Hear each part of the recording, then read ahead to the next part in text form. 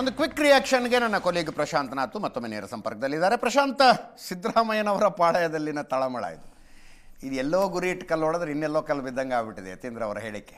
ಅದೇ ನಿಶ್ಚಿತವಾಗಿ ನೋಡಿ, ಎಲ್ಲರೂ ಮುಖ್ಯಮಂತ್ರಿ ಆಗಬೇಕು ಅಂತ ಬಯಸ್ತಾ ಇರೋರೆ ಎಲ್ಲರೂ ಕೂಡ ಒಂದು ವೇಳೆ ಅವಕಾಶ ಸಿಕ್ಕರೆ ಬಾರ್ಗೇನಿಂಗ್ ಪವರನ್ನು ಹೆಚ್ಚಿಗೆ ಮಾಡಿಕೊಂಡು, ಬಾರ್ಗೇನಿಂಗ್ ಅಂದ ತಕ್ಷಣ ಪೊಲಿಟಿಕಲ್ ಬಾರ್ಗೇನಿಂಗ್ ಹೇಳ್ತಾ ಇದ್ದೀನಿ, ಹೌದು ಆಗ ತಮ್ಮ ಸ್ಟೇಚರನ್ನು ಕೂಡ ಜಾಸ್ತಿ ಮಾಡಿಕೊಂಡು ಏನಾದರೂ ಹೆಚ್ಚು ತೆಗೆದುಕೊಳ್ಳಿಕ್ಕೆ ಸಾಧ್ಯನಾ ಅಂತಕ್ಕಂಥ ಪ್ರಯತ್ನ ಪಡ್ತಾ ಇರೋರು. ಹಾಗಿರುವಾಗ ಈಗ ಸತೀಶ್ ಜಾರಕಿಹೊಳಿ ಪರಮೇಶ್ವರ್ ಮತ್ತು ಎಚ್ ಸಿ ಮಾದೇವಪ್ಪ ಅವರು ಆಗಾಗ 3 ಜನ ಸೇರಿ ಸಭೆ ಮಾಡ್ತಾಯಿದ್ರು.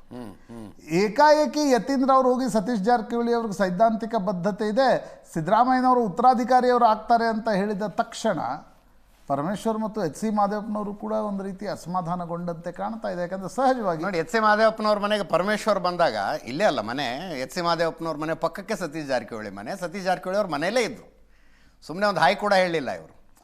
ಅದೇ ನ್ಯಾಚುರಲಿ ಇದು ನೋಡಿ, ಪಾಲಿಟಿಕ್ಸ್ ಆಲ್ವೇಸ್ ಅದೊಂದು ಗೇಮ್ ಆಫ್ ವಿಘಟನೆ. ಅದನ್ನು ಯಾದವಿ ಕಲಹ ಅಂತ ಯಾಕೆ ಕರೆಯೋದು?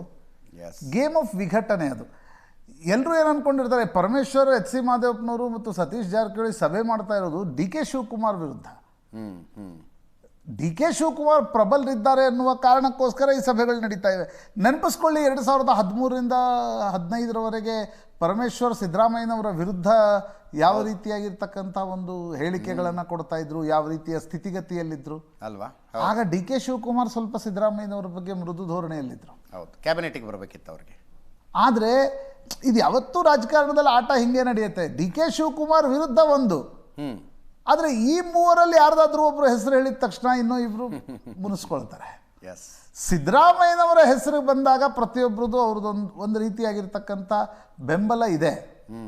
ಆದರೆ ಸಿದ್ದರಾಮಯ್ಯನವರ ನಂತರ ಯಾರು, ಉತ್ತರಾಧಿಕಾರಿ ಯಾರು ಅನ್ನುವ ಪ್ರಶ್ನೆ ಬಂದಾಗ ಎಲ್ಲರೂ ತಮ್ಮ ಟವೆಲ್ಗಳನ್ನು, ಪೊಲಿಟಿಕಲ್ ಭಾಷೆಯಲ್ಲಿ ಹೇಳೋದಾದರೆ ತಮ್ಮ ಟವೆಲ್ಗಳನ್ನು ಹಾಕುವ ಪ್ರಯತ್ನವನ್ನು ಮಾಡ್ತಾರೆ.